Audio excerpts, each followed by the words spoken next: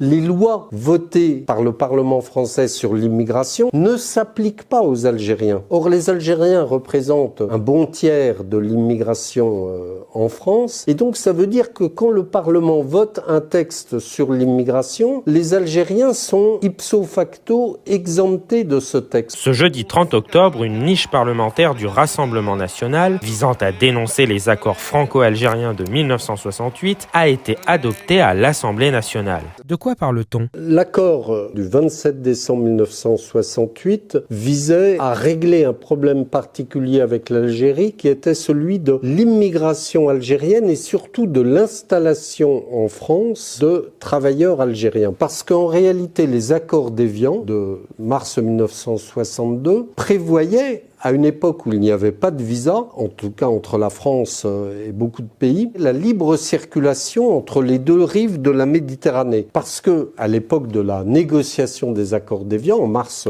1962, le gouvernement français pensait que les pieds noirs resteraient en Algérie. Et que donc, pour les pieds noirs, il fallait un régime de liberté de circulation pour qu'ils puissent venir librement en France sans contrôle particulier. Or, en juillet 62, les pieds noirs sont massivement rentrés en France et donc la liberté de circulation prévue par les accords d'Évian n'avait plus lieu d'être. On a signé en décembre 1968 un accord avec Alger qui ne revenait pas sur la liberté de circulation prévue par les accords d'Évian, mais qui établissait un régime plus favorable pour l'Algérie au profit des Algériens par rapport aux autres pays du Maghreb, Maroc, Tunisie notamment. Un titre de séjour de 10 ans qui s'appelle le certificat de résidence algérien, le CRA, des facilités en matière de regroupement familial, 1 an au lieu de 3 ans de vie commune, aucune condition en matière de langue française, d'intégration dans la société, etc.